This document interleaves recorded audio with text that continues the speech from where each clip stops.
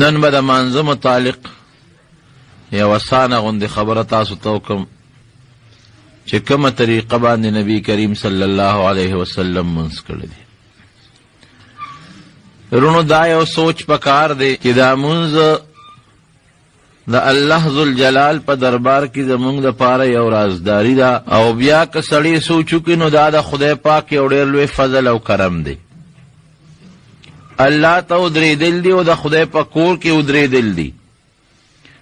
چې الله ته د الله په کور کې یو سړی ودرېږي، ډېر انسانان داسې دي چې د هغې مونځ په نصیب نه بانګ وایي مانځله نه راځي، د جمعې ورځې مانځله نه راځي، هغې د الله د دې فضل نه محروموي. او الحمدلله چې کم مسلمانان بانګ واوري او دې مانځله راشي،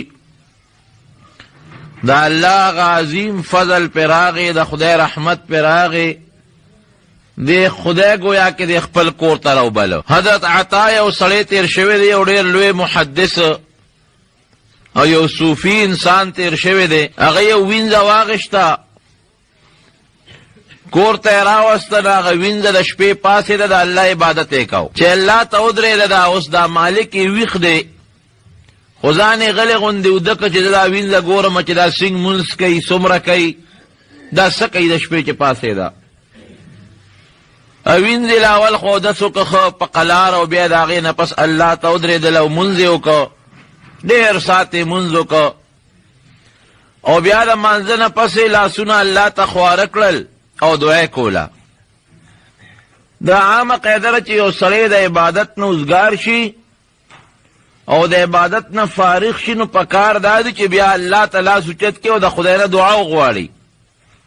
اذا فرغت فانصب، چې کله ته د عبادت نه فارغ شي، لږ غوندې ځان الله ذوالجلال ته په زاری کا، ځان لږ غوندې خدای طرف ته متوجه کا، او ځان باندې لږ تکلیف او کړاو نورم تیر کا، او خدای ته مناجات او زاری او عجزي وکړه. نو دا وینځه چې الله ته لاسونه اوچت کړل، نو اوس ورونو دعا هم د دعا په طریقه پکاري. لکه انسان نه یو سړی پیسې غواړي، خیر غواړي، نو بعض انسان راشي هغه په سخت الفاظ وایي سراکا، نو څوک دې زمړه خپل کار کوه. څوک راشي هغه وایي یاره د خدای په نوم یو روپۍ راکه، که چاړه مني ورکړي که نه مني نه ورکوي. او څوک راشي هغه خپله عاجزي بیان کړي ډېره زیاته، او چا نه چې غوښتنه کوي د هغه لږ غوندې صفت وکړي، نو سړی خامخا ډېر نرم شی وله ورکړي. دارنګې د الله نه غوښتل هم دغسې طریقه باندې پکار دي. د خدای نه چې کله ته غوښتنه کوې، په داسې طریقه به د الله نه غوښتنه کوې چې د خدای به لږ صفت وکړې، او خپل ځان به عاجزي ښکاره کړې، او د الله او د خپل ځان منځ کې یو رابطه به هم جوړه کړې. که سړی چا نه غوښتنه کوي، نو ورته وایي ته زما رشته دار یې، یا ته مسلمان او زه مسلمان یم، یا خدای هم شریک دی، قرآن هم شریک دی، نو هغه واسطه به خامخا پیش کړې. نو دی وینځې چې کله مونځ نه فارغه شوه، نو الله ته یې لاس اوچت کړه، اول خو د خدای حمد او ثنا ووایي، د خدای تعریف او صفت یې وکړه، او د هغې نه پس هغه واسطه چې پیش کوي، وی یا الله ستا د هغه محبت په برکت باندې چې ستا ما سره خدای کومه مینه ده، د هغې په برکت ده نه خدای زه دا سوال کوم چې د ما دا دعا قبوله کړه. اوس دې دعاګانې کولې.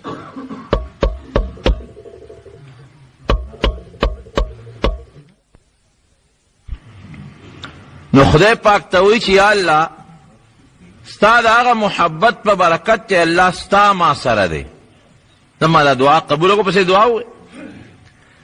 نو د عطا د خپل سردار ول آواز ورکوي، وینځې غلطه خبره دې وکړه، دوکه شوې، خطا شوې. وی ولې خطا شوم؟ وی ته د الفاظو ته سوچ وکړه، تاسو ووایي تا خو ده ووایي چې خدای ستا د هغه محبت په برکت چې ستا ما سره دی، تا ته څه پته لګي چې تا سره د خدای مینه شته او که نشته؟ داسې ووایه چې خدای زما د هغې محبت د برکت نه چې د ما تا سره دی. اوس هر چا ته خپله مینه معلوم وي، د بل خو ته نه معلومه. زما ستا سره مینه دا ما ته معلومه ده، او ستا مینه ما ته هېڅ پته نه لګي چې ستا ما سره محبت او مینه شته او که نشته. وی غلط دی، وی تاله داسې پکار و چې یا الله د هغې مینې د برکت نه چې کم محبت او مینه زما په زړه کې تا سره ده، د هغې د برکته دا دعا قبول. داسې مه وایه چې خدای ستا د مینې د برکته، ستا به خدای سره مینې څه پته لګي د الله سره شته که نشته. او وینځه ورته وایي ما ټیک ویلي دي. وی څنګه ټیک ویلي دي؟ تا ته څه پته لګي چې د خدای تا سره مینه شته که نشته؟ وی که د الله ما سره مینه نه وې نو په دې نیمه شپه به یې ځان ته نه ودرولم، لکه ستا غوندې به یې د کټ کې زه موده کړی وم او بس خوبونه ومې کول. خو د خدای ما سره مینه ده نو د زړه کې راله د خپل محبت او د دې مونځ محبت اچولی دی. په دا نیمه شپه کې راته دا خوب بدي که، د خوب نه راله نفرت پیدا که او ځان سره راله محبت پیدا که، ځکه خو زه پاڅېدم او دس مې وکړه په یا خوب او خدای ته ودرېدم.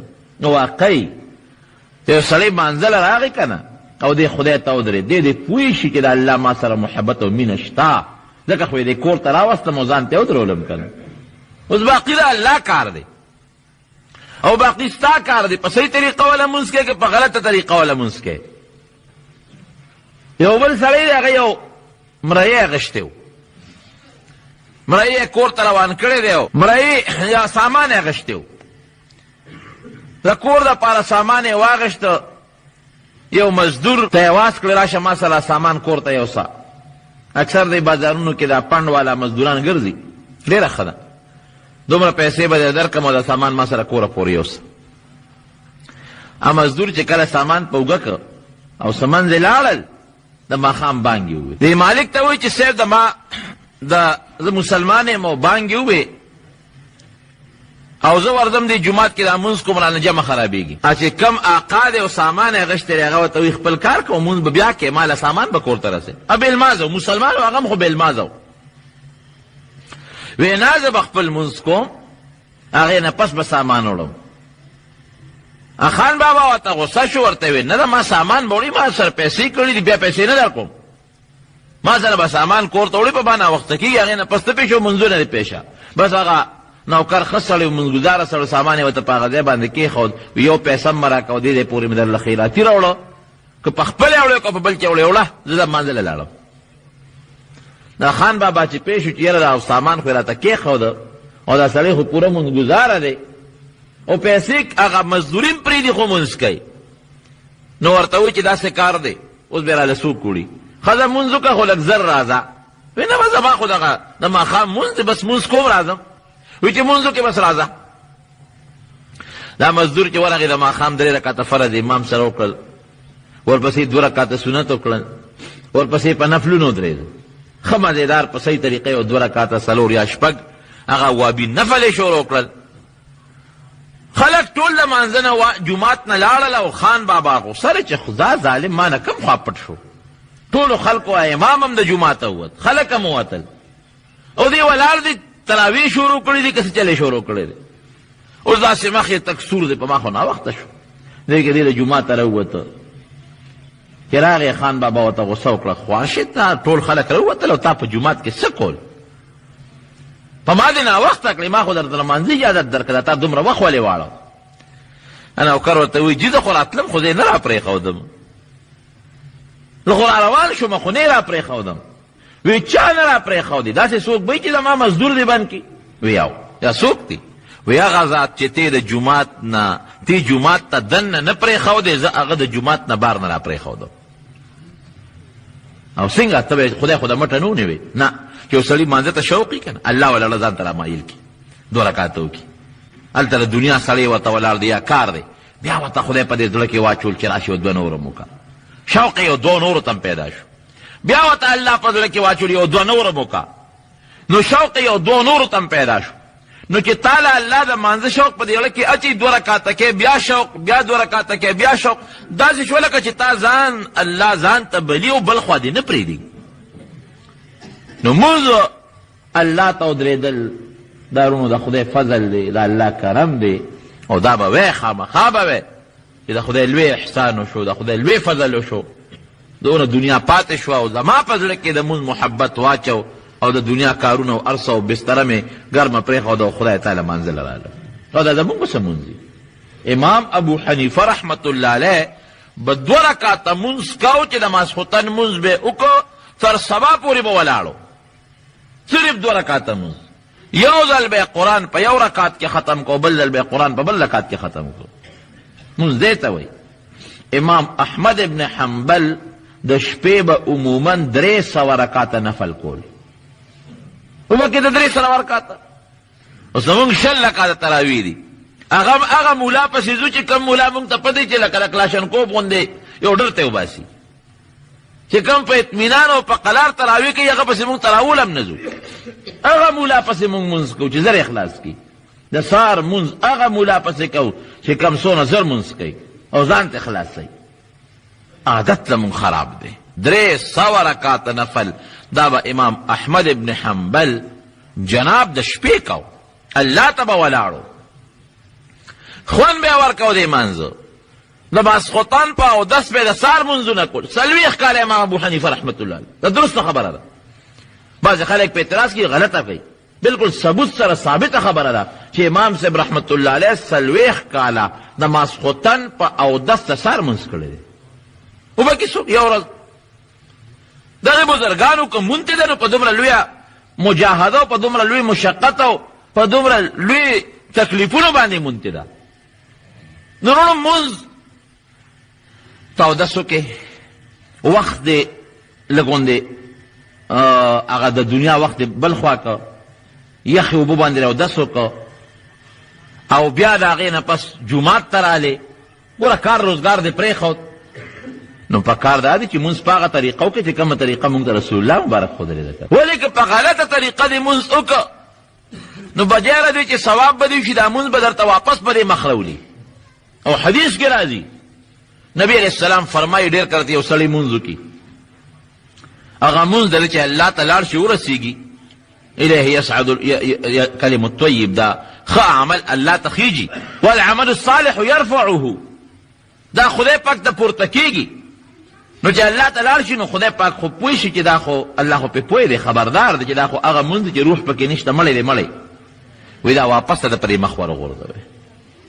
او بلکې نبی کریم صلی الله علیه وسلم فرمایي وایي د قیامت نه مخکې اخره زمانه کې داسې خلک به چې 80 کاله به الله ته منځونه وکړي یو منځ به هم قبول ني. 80 کاله به خدای له منځونه وکړي بېلمازه به ني، یو منځ به د الله په دربار کې قبول ني. او فرمایي نبی علیہ السلام چې جماعتونه به آبادي، اعلی جماعتونه به منځګزار به پکې ډېر زیاتي او اعلی داسې جماعت به چې تماشې به خلک کوي، منځګزار به پکې ډېر زیاتي، ډېر خلک به مانځه له راځي. لیکن فرمایي پیغمبر علیہ السلام چې منځ به پکې د یوم قبول نشي. تاسو وګورئ نن په دې پېښور کې د کلو کې څونه اعلی جماعتونه جوړېږي. هماغه پیشنګویي ده او دې مشرانو نه تپوسو کې دومره منځګزار مخکې مانځه کوي لکه اوس چې څومره دي؟ نه، پخوا خلکو دومره منځ نه کوه لکه اوس چې څونه منځونه کوي. لیکن حقیقت باندې که موږ سوچ وکړو د نبي علیہ السلام وینا ده بس خدای دې منځ قبول کړي. او فرمایي نبی علیہ السلام ګوره د هغې الفاظ دي که رکوع صحیح وکړي سجده به یې خرابوي، که سجده درسته وکړي رکوع به یې خرابوي، که رکوع سجده دواړه ټیک وکړي نو جلسه او قومه به یې خرابوي. او چې کله سلام وګرځي دا پته به ورته ولګي چې څلور مې وکړل که درې مې وکړل، دوه مې وکړل که درې مې وکړل، دا معلومات به ورته ونه شي. یاره تاسو سوچ وکړئ پیغمبر علیه السلام چې څه وینا کړې ده حقیقت دی که نه دی؟ بلکل حقیقت. صحیح طریقه باندې مونځ څوک کوي؟ مونځ هغه مونځ دی چې کوم مونځ کې ستا توجه رب العالمین ته ته وایې زه خدای ته ولاړ یم. یو سړی دی او هغه یو افسر له ورځي د دنیا یو افسر له نو هغه څومره ځان له ګیره برش کړي او څونه سر ځان له برش کړي او جامې پاکې واغوندي او اولامبي او مخ صفا کړي او په ډېر لوی ټاټ او پاټ کې دی ورشي. ولې زما فلانکي افسر سره فلانکي وزیر سره فلانکي گورنر سره زما ملاقات دی او په دې مانځه کې زمونږ او ستاسو ملاقات د رب العالمین سره دی. او نبی علیہ السلام فرمایي هم چې خدای سره ملاقات کې ځان غوندې پاک کا او دسو کا یا غسلو کا جامې دې پاکې کا. دغه عامې جامې چې مونږ یې کاروبار تا چو ثياب بدله دي کې ګورې مونځ مکروه دی، پاکې جامې ومانځه تا غوندې، ښکلې جامې باغوندې، خسته جامې باغوندې. او د کار جامو کې یو خدا دی چې سخت ضرورت دی که اوس ته مثلا جامې بدلې نو وخت در نه ځي. نه نه، که داسې وخت خو بیا له خبره ده، ګنې چې وخت هغه لرې کوه. د یو دوست ملاقات لدی خو ته د کار جامو کې نه دی، خدای لدی د کار په جامو کې دی. لرې که ښکلې مزېدارې جامې واغونده، پاک ځای باندې ودرېږه او الله ته مخ که په دې خیال چې زما د الله سره ملاقات دی، خدای ته مخامخ ودرېږه. مولوي صاحب د خدای پاک وبخي، هغه ما ته یو خبره کوله چې لومبي حج له تلمه، نو هغه نه ما تپوسونه کول، نو ما ته ویل چې ګورې یو جوړه ځان سره د مدینې منورې دپاره نه وي یو څه، چې کله مدینې منورې ته لاړ شي نو هلته به خپل بلډینګ ته چې ورشي نو به لامبې، او په دې نیت به ولامبې چې زه د مدینې منورې ته د نبي علیه السلام ملاقات لزمه، لکه یو دوست چې د دوست ملاقات لري نو ځان خشته کوي، نو او به لامبې او نوې جامې به اغوندې، زړې به نه اغوندې، خوشبویي به پورې کړي، نو پیغمبر علیه السلام نه به ورشي. نو سړی چې په دغه سوچ او په دغه نیت نو فایده ډېره شوه که نه، نو چې ته خدای له راځې نو دقه سوچ پړه کې وکړه چې د الله ملاقات لزم، مناجات رازداري ورسره کوم، وجود به پاک کې، استنجا به وکړې، چارهدام به وکړې، جامې ښکلې واچوه او په ډېر اطمینان ته جومات ته راشه ودرېږه الله ته، ته ګوره چې ستا دعا او ستا د لمونځ بیا الله قبلې او که نه قبلې. حضرت علي رضي الله عنه یو غشي باندې لګېدلی و، نو چې په غشي ولګېده نو هغه زمانه کې خو د نشې سترې نه وي که نه چې سړی به یې نشه کو بیا به یې غشي ایسته، او غشي هم داسې تاسو که غشي لیدي وي نو د غشي له داسې وزرې جوړې کړي چې هغه د انسان په وجود کې نه نوځي، نو چې بیا راوباسي نو هغه نښتي نه راوځي، وزرې غوندې وي. نو هغه غشي خو په جنګ کې په غشي ولګېده، خدای او دې سره څوک و، هغه غشي خو وتل ګران و، ځکه نشې او اپرېشنونو قصه خو نه وه. چا دا مشوره ورکړه هلکه چې دې په مانځه ودرېږي دا غشي ته وباسئ، نو جدي سنګ په مانځه ودرېده، چې په مانځه به ودرېد نو ټول بړچېده، بیا هېڅ طرف ته توجه به یې نه وه، نو کسان راغلل نو هغې وله غشي ته وویسته، هغې نه وینه هم روانه شوه، ځکه غشي باندې خو هغه ځای بند وه زخم، نو بیا صاحب سره غشتي دي هغه زمانې څه دارو درمل هغې وله په زخم اچولي چې هغه وینه یې پې ودرولې ده وله، او دې خپل لمونځ کې لګیا دی.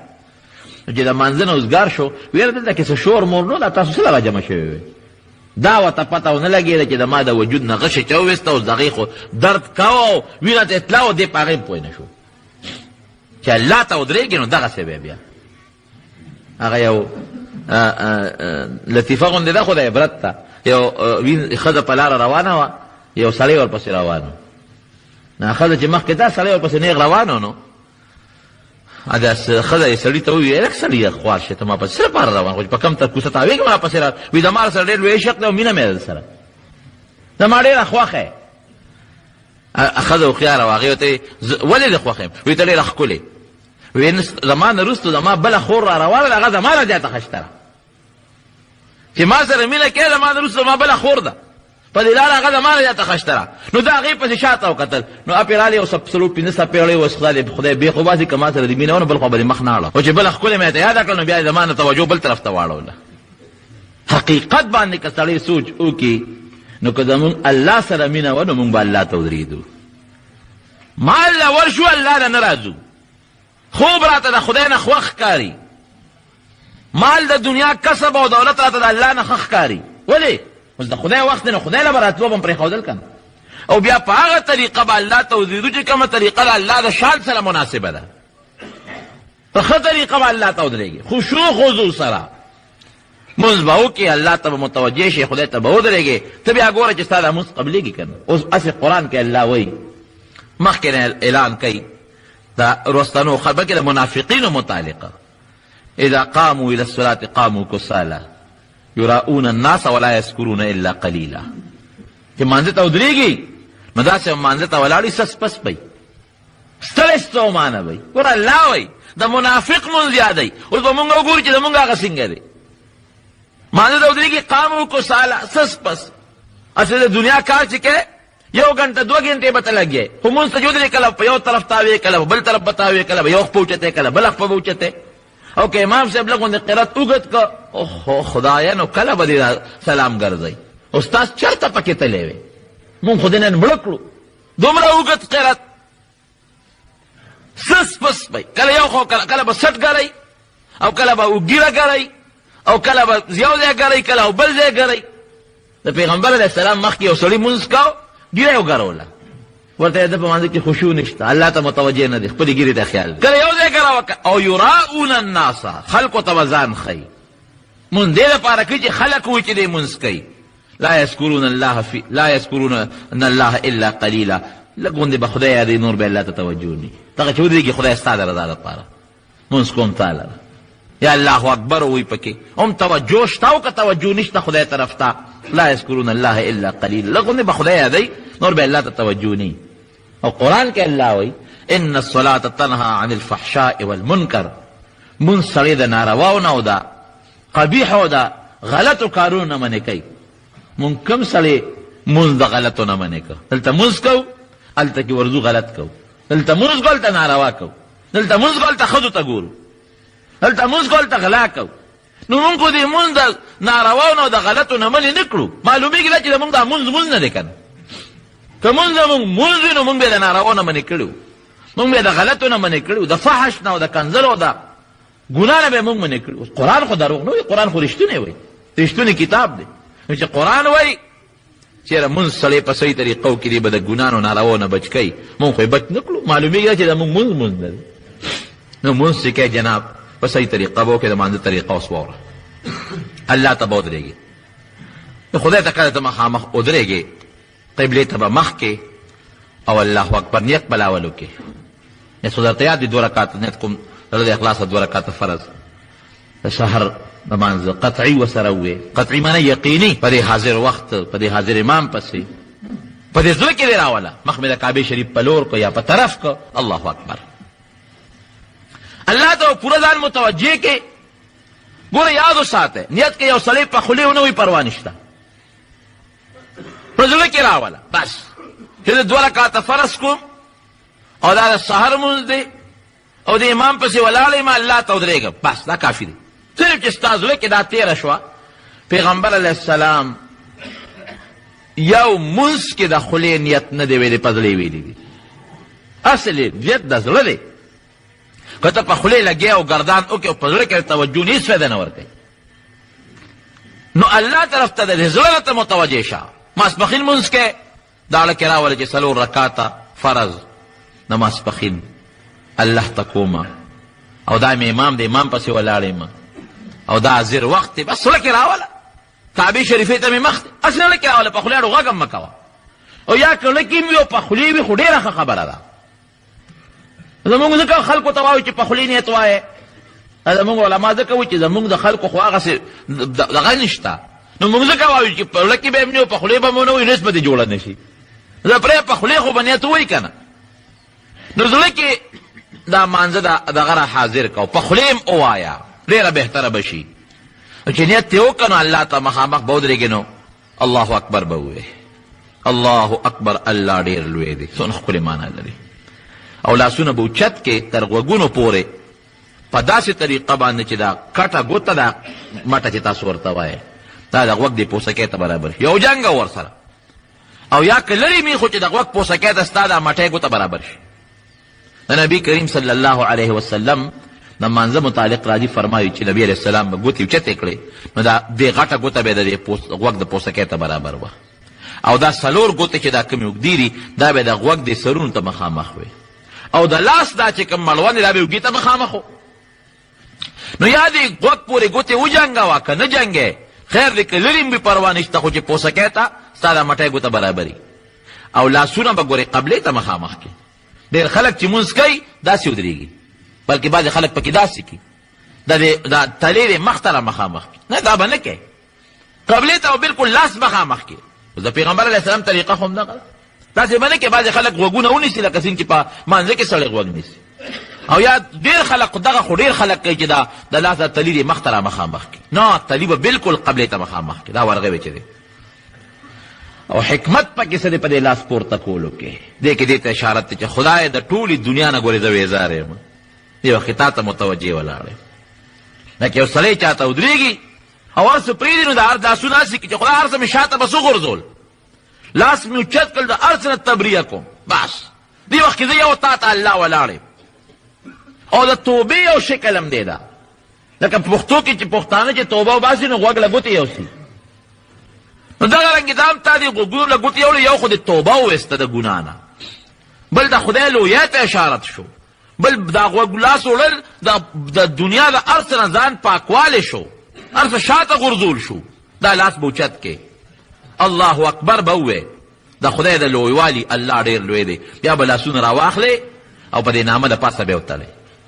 خو په نامه د پاسه تړلو مستحبه طریقه رونو دا ده چې دا مټی ګوته د ګس لاسه دا په دې نوم د پاسه راولي، د ګس لاس دا مټی ګوته، او دا باقي لاس به د نوم نه لاندې کې، یعنی د لاس څه حسابه په نوم راشي او د لاس څه حسابه د نوم نه لاندې شي، او دا تلې به د ګس لاس د تلې د پاسه راولي، د ښي لاس تلې، او دا دوه ګوتې چې کومې دي قچی ګوته او مټی ګوته دا به د دې ګړۍ په ځای د مړوند نه راتاو کې، او دا درې ګوتې او په دې لیچه د پاسه اوږدې کې. لکه یو حدیث کې راځي چې نبي علیه السلام په نامه لاس تړه. بل صحابي وایي د نامه نه به یې لاس لاندې، نو موږ وایو چې بس نیم لاس په نامه کې د نیم لاندې که دوه خبرې جوړې شوې. او بل حدیث کې راځي چې پیغمبر صاحب به دا ورغوې د ورغوي د پاسه تلې د تلې د پاسه او داسې حلقه به یې جوړه کړې وه، دا یو ګوته دا دواړه ګوتې ترې راته وکړه. او حدیث کې راځي چې د نبي علیه السلام دا ګوتې به په دې سنګل د پاسه خورې وې. ګوره په ټولو باندې عمل راغی. نو په داسې طریقه به کې بعضې څوک یې په خېټه لاسونه کېدي، څوک لاسونه په دلته ونیسي، نه ګوره هغه طریقه باندې مونځ وکړه چې کومه طریقه مونږ ته نبي کریم صلی الله علیه وسلم ښودلې ده، نو کار به جوړ شي. نو بېځایه طریقه باندې چې دا مونږ بعضې خلک وایي که نه د بانډو کې د جمعې مونځ زمونږ د امام صاحب په مذهب نه کېږي.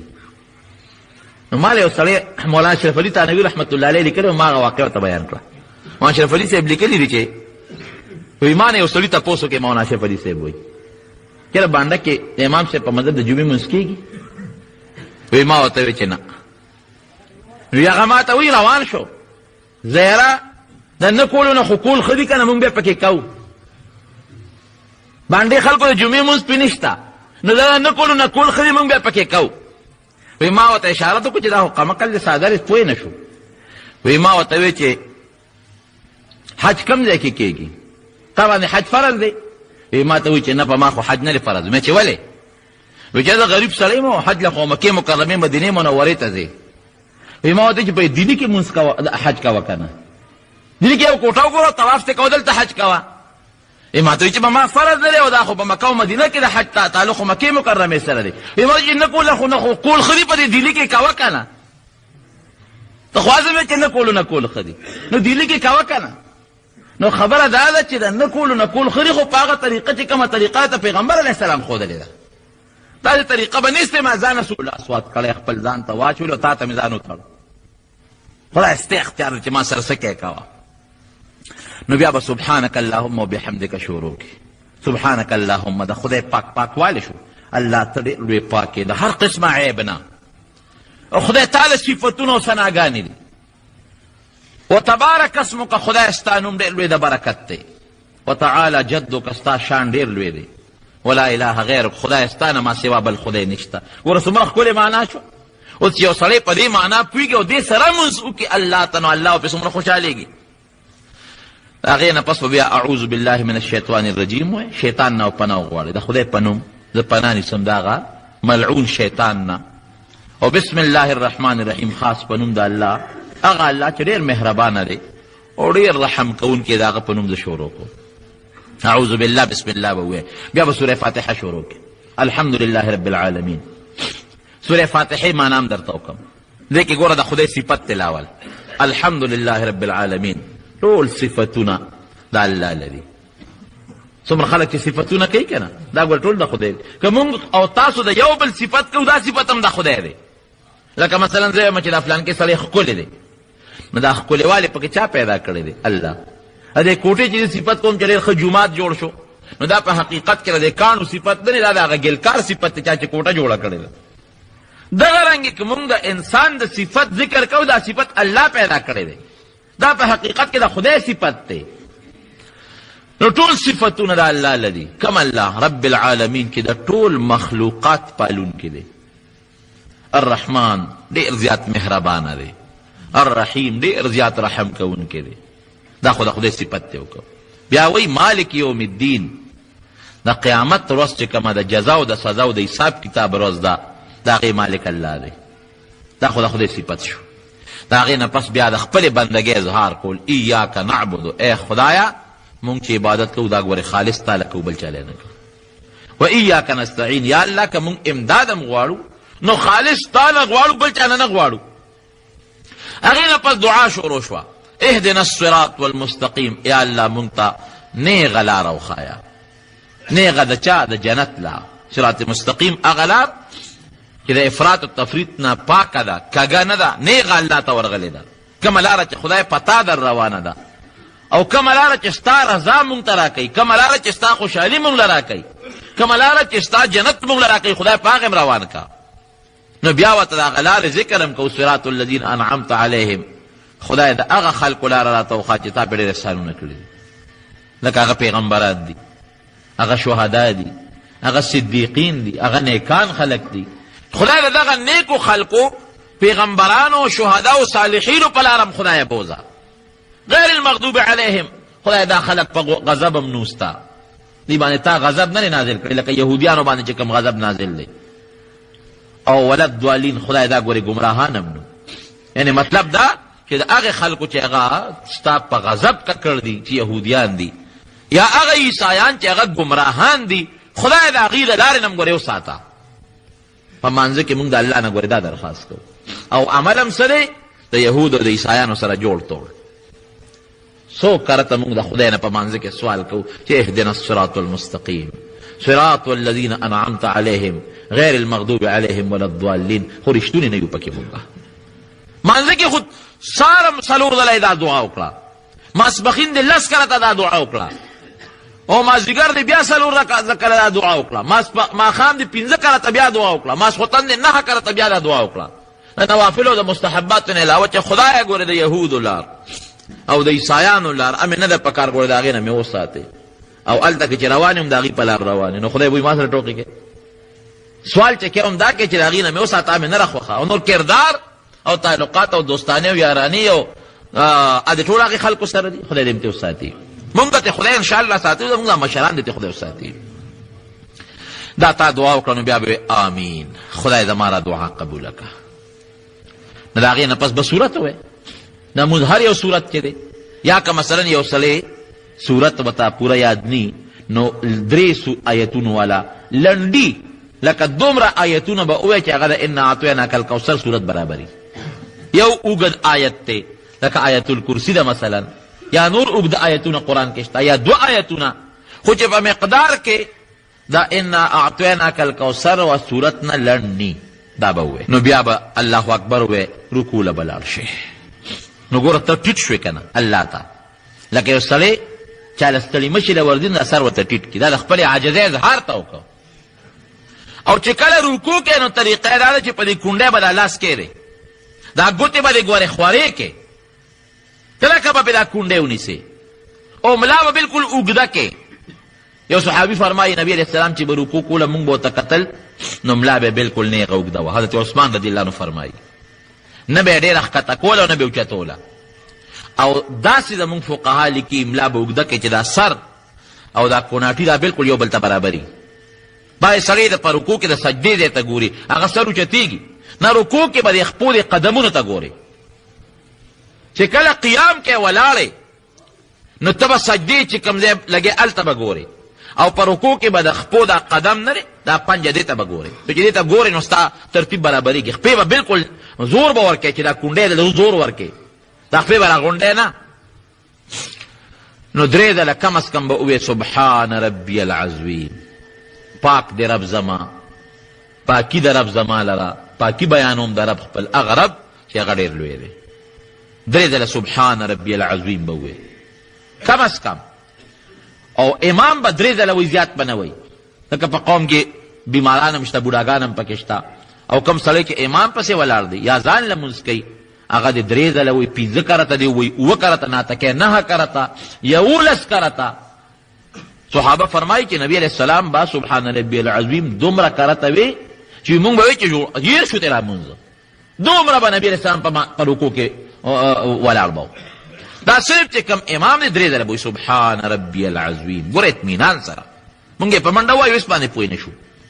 پاکی بیانوم د رب خپل هغه رب چې هغه لوی دی. 3 ځله کم از کم. او که امام پسې ولاړې امام اوږد که نو ته زیات ووایه، 15 کرته ووایه، ځان لمونځ کې څومره چې زیات ویلی شي ووایه.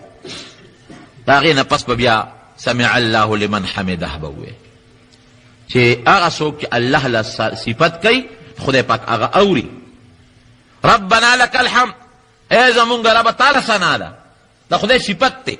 او که څوک ربنا ولك الحمد وي دام صحیح ده، که څوک اللهم ربنا ولك الحمد وي دام صحیح ده. حدیثو کې ټول راغلي دي. همغه د عوامو ته د اسانتیا دپاره ده چې ربنا لك الحمد، ای رب زمونږ تعالی ثنا ده. دا به ګورې بلکل چې ملانې هغه کې دا به ووایي ربنا لك الحمد. بعضې خلک یې که نه قومه بلکل نه کوي، خو چې رکوع نه پورته شي له ملا نیغوي نه او نیغ سجدې له دال شي. ملا به بلکل نیغه کې، که ملا دې نیغه نه کړه او قومه دې ونه کړه نو مونځ لا برباد شو. اصل ځان وکړو. امام ابو یوسف رحمت الله علیه او امام احمد ابن حنبل، امام شافعی صاحب او امام مالک صاحب خو چې بلکل مونځ ونه شو، او امام ابو حنیفه رحمت الله علیه بیا مو چې واجب پاتې شو. نو چې واجب پاتې شو نو د واجب حکم تقریبا د فرض دی، خو مونځ لا برباد شو. یو صحابي راغی جمعات کې مونځ وکړ، نبی علیه السلام له راغی سلام یې پرې واچو، پیغمبر ته ارجع فصل فانک لم تصلي، دا پاسه مونځ وکړه مونځ نه دی کړی. بیا لاړ مونځ وکړه، بیا راغی وی السلام علیکم، نبی صلی الله بیا فرمایي وی ارجع، دا واپس مونځ وکړه فانک لم تصلي، تا مونځ نه دی کړی. هغه بیا لاړ مونځ وکړه، بیا راغی وی السلام علیکم، وی واپس مونځ وکړه مونځ نه دی کړی. د خدای رسول وی ما ته خو دغه مونځ یاد دی، ما له خو بل چل نه راځي. نو بیا دا کومه طریقه در تخیم په دې طریقه نبی صلی الله چلو خو چې قومه دې ونه کړه او ملا دې نیغه نه کړه مونځ دې بلکل نه شو. هسې ځان مه کړوه، منډې مو ځان مه کړوه، دې ته د مونځ غل وایي. دا زر زر مونځ کوي که نه، او دا قومه او سجده او جلسه نه برابري، دا د مونځ غل دی. نو ښه به برابر ملا نیغه که د یو تسبیح په اندازه خو به خامخا ملا نیغه دومره به نیغه چې ملا نیغه کې او د هغې نه پس وی ربنا لک الحمد بس. او که د دې نه زیات هم پکې ودرېږي نو ودرېږه. نبي علیه السلام به کله کله پکې داسې وی ربنا لک الحمد اللهم ربنا لك الحمد حمدا كثيرا طيبا مباركا فيه مباركا عليه ملء السماوات والارض وملء ما شئت من شيء بعد. دونه د دعا په کې ولسته. دا غینه پس به الله اکبر نو لاړ بس سجدې له. خو د موږ د فقها لیکي وی د الله اکبر چې وینو په داسې طریقه باندې وایا چې کله سجدې له دې نو الف الله نشورو کا، او چې سجدې تندې ورسو نو پرې باندې ختم کا. خو خیر که داسې دې نکړه نو څه پروا نشته، سجدې له به لاړ شي. نو سجده به ښه مضبوطه مزېداره ولګې، دا خېټه به له دې رونونو نه لرې کې، لاسونه د سنګلې دا به د خېټې نه غاړو نه لرې کې چې بلکل ستا سنګلې د ډډو نه لرې وي او ستا رون د خېټې نه لرې وي. او بیا جناب په مانځه کې به دا ګوتې را ماتې کې، د دې ګوتو دا سرونه بس قبلې ته را مخامخ کې، ګوتې داسې را ماتې کې چې دا ستا دا ګوتې قبلې ته مخامخ شي. او دا لاسونه به داسې کېږي چې د لاسونو ګوتې هم قبلې ته مخامخ شي، او لاسونه به د غوږونو لاندې ږدي. په داسې طریقه که ستا د غوږ نه څوک یو کاڼې راوغورځي چې ستا د دې ورغه وي د دې تلي د پاسه راوغورځېږي، چې ستا د نظر په سجده کې م یو خوا بل خوا نه ځي. نبی علیه السلام چې به سجده لګوله دواړو لاسونو منځ کې به یې لګوله، نو لاسونه به بلکل کېدې، پوزه به مو لګې، تندې به مو لګې برابر. نو درې کرته به ووایې سبحان ربي الاعلی، زه پاکي بیانوم د هغه الله چې لوی دی. او بیا سبحان ربي الاعلی، سبحان ربي الاعلی کم از کم درې کرته.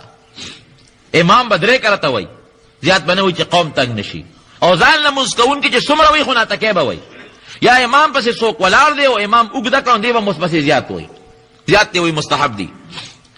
خو ما وایي چې سجده به لږه فراخه لګې، نو بیا به وی الله اکبر کې باندې جلسه به وکړې.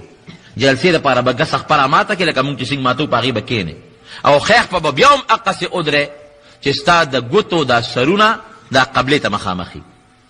نو بیا به کښېنې لږ غوندې به دغه ځای هم کښېنې. د دواړو سجدو په منځ کې جلسه ورته وایي. بعضې خلک یې که نه سر د غوندې راوچت کړي بیا زر ښکته کړي.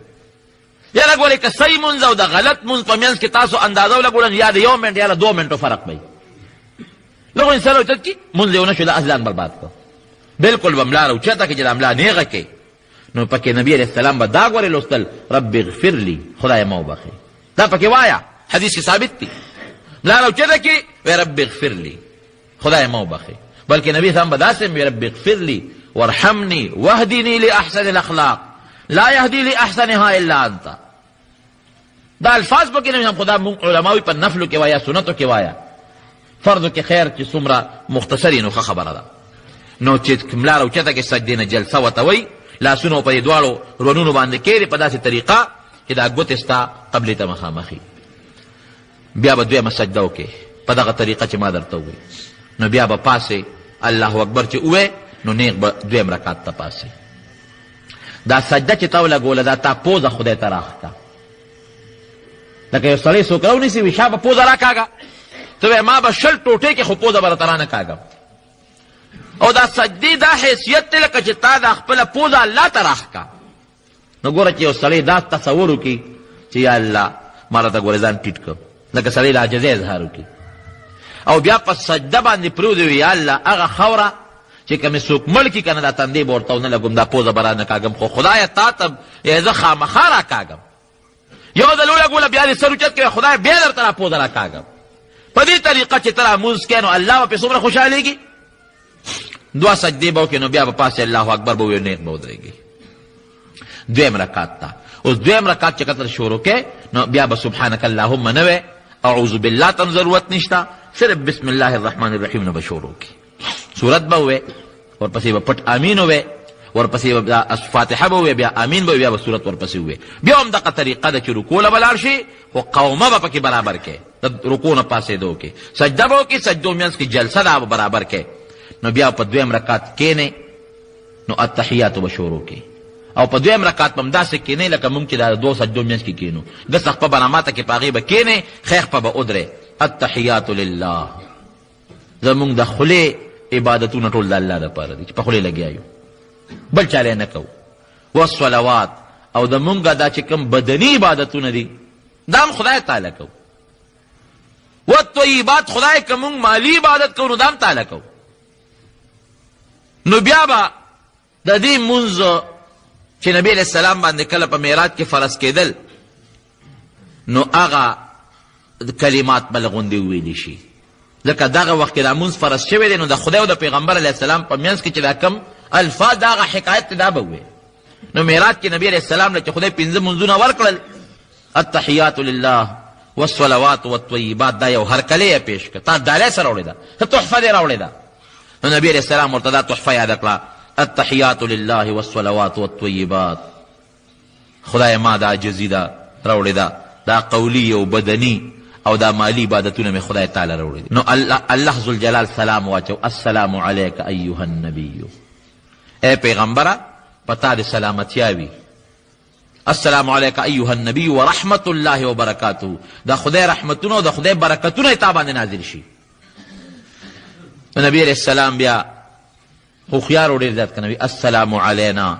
وعلى عباد الله الصالحین نو علیمنا دا چې په مونږ دې سلامي او په نیکانو بندگانو دې سلامي نو دا مونږ د علما لیکي چې دا نیکان بندگان ځان لکړل علینا یې وي په مونږ وی دې ځان سره ګناهګار مرګري کړل چې ما باندې او ما په ګناهګار امت سلامي او ستا په نیکانو بندگانو دې سلامي بیا به د خدای د وحدانیت اقرار وکړي اشهد ان لا اله الا الله زه ګواهي کوم چې د عبادت لایق ما سوا د خدای نه بل څوک نشته واشهد ان محمدا عبده ورسوله هذه خبر م ګواهي کوم چې محمد صلی الله علیه وسلم د خدای بنده د خدای رسول دی نو که څلور رکعاتیز مونځ یا 3 رکعاتیزي نو بیا پاسه الله اکبر به وي 3 رکعات به وکړي دریم به تش کې تش دا معنا چې صرف فاتحه به لولي سورت به نه لولي امین پورې به او که 2 رکعاتیز مونځي نو درود وایي په نبی علیہ السلام او بهتر درود په درودونو کې درود ابراهیمی دی اللهم صل على محمد وعلى آل محمد كما صليت على ابراهيم وعلى آل ابراهيم انك حميد مجيد خدای کم رحمتونه چې تا په ابراهیم علیہ السلام او داغه په اولاد نازل کړی دي هغه په نبی علیہ السلام او داغه په اولاد هم نازل کړي ته صفات خاوندې او ته د بزرګۍ لایق اللهم بارك على محمد وعلى آل محمد كما باركت على ابراهيم وعلى آل ابراهيم انك حميد مجيد خدای هغه برکتونه چې په ابراهیم علیہ السلام او داغه په اولاد ته نازل کړو اذا نبی علیہ السلام او داغه په اولاد هم نازل کړي بیا به دعا وکړي اللهم ربنا چونکه جامع دعا ده د قران یا د حدیث ولا دعا لستل شي خدای لري جامع دعا ده نو دا وای اللهم ربنا اے خدای زمون ربا آتنا فی الدنیا حسنه مونږ له په دنیا کې مخکله جون راکړي دا هغه جون چې د نیکو وي ته په خوشاله او فی الاخرته حسنه او په آخرت کې مخکله جون د نیکو راکړي وقنا عذاب النار او خدای مونږ د اور د عذاب نه بچ کې دا ته د مانځه په آخر کې دعا وکړه. بیا به السلام علیکم ورحمت الله، نو ښي طرف ته به مخ راواړی په داسې طریقه چې د سلام وخت کې د ښې اوږې ته دې ګورې، ښې اوږې ته، او بیا السلام علیکم ورحمت الله، نو په دې دویم سلام کې ګوتې اوږې ته ګورې.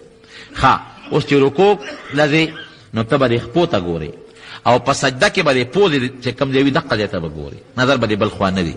او چې کله په قاعده ناستې نو دې خپل غیږ ته به ګورې، الله ته متوجه دا ستا مونځ دی. د مانځه نه پس السلام علیکم ورحمت الله سره د مانځه نه ووتې. دا خو د مونځ هغه طریقه وه چې نبي کریم صلی الله علیه وسلم دغه صحابي ته وښوله. خو لنډه خبره دا درونو چې په مانځه کې ما درته ووي الله ته متوجه ودرېدل پکار دی.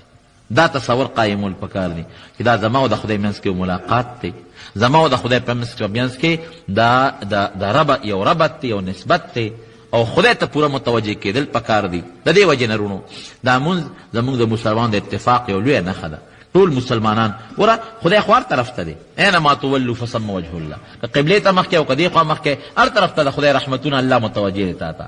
لیکن ټول خلک به قبلې ته ولې مخ کوي چې د ټولو مسلمانانو یو وحدتي، یو اتفاقي، یو اتحادي. یو بله خبره درته کوم هغه لږ واورئ، بل دا عذر چیني لکه باد شو، باران شو، یاره دشمن یره شوه، بعضې سړي دشمن یره یاسي، نو په کور به مونځ نه کوي، جومات ته مانځله به راځئ. پیغمبر علیه السلام فرمایي لا صلاة لجار المسجد الا فی المسجد.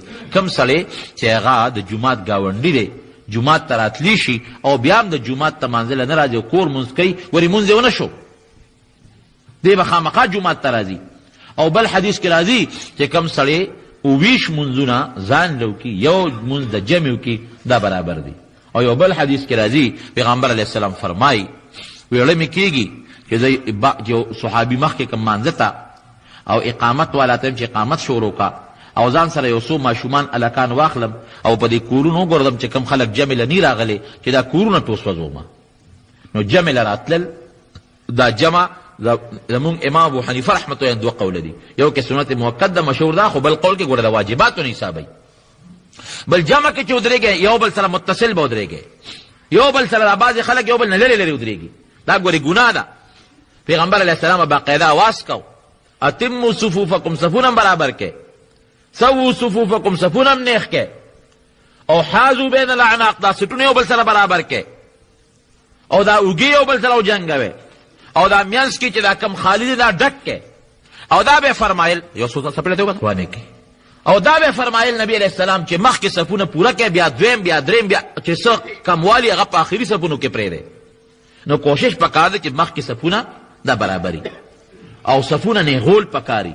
بلکې یو حدیث کې راځي نبی علیہ السلام او فرمایل وی صفونه نیغ کې، ګورې که صفونه نیغ نه کړل نو الله به ستاسو مخونه کاږه کي، که صفونه نیغ نه کړل بل حدیث ستاسو په زړونو کې به خدای یو بل سره دشمني پیدا کي. نو دې وجه نه صفونه نیغول پکار دی، یو بل ته کتل پکار دی، او جخت به ودرېږي، یو بل نه لرې به نه ودرېږي، او ماشومان رستو کول پکاري. ماشوم صف کې مخکې ودرول دا نی پکار، ماشومان له پکار چې هغه رستو ودرېږي. دا خو مختصر غوندې د مانځه متعلق بیان مې درته وکړه په دې خیال چې دا مونځ زموږ یو اهم عبادت دی، او دا په داسې طریقه وشي چې د قبولیت درجې ته ورسېږي. که یو بنده یو جومات کې اودس وکړي او خپې پاتې شي، بل جومات ته لاړ شي، نو دی به څه کوي؟ نو ګوره که یو انسان اودس وکړي او یو اندام ته یېر شو، لکه مثلا د سر مسه ته یېره شو، یا خپې ته یېره شو، یا لاسونه ته یېر شو، نو که د دا باقي اندامونه اوچ شوي وي نو بیا به دوباره اودس کوي، او که باقي اندامونه لا اوچ نی او لامده وي نو هغه اندام چې ته یېر دی هغه دوباره ووینځي نو کار کېږي.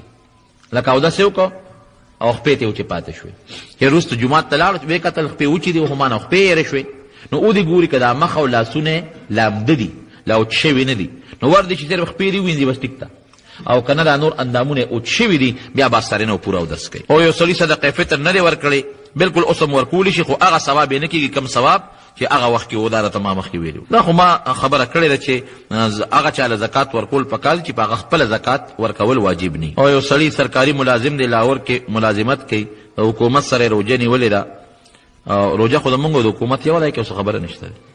اختر له چاهي ته راغی، یو 2 ورځې مخکې راغی، او اختر دلته راغی، اختر د حکومت، نو دلته کې چې دلته به خلکو سره یو شان اختر به کوي، چې کوم ځای کې وي هغې ته دغه دی ورکوي. اعتبار ځمکه کې تریاک تریاک څه ته وایي؟ دغه ته وایي اپیم کرل او د هغې تجارت کول دا مې دا حرام دي.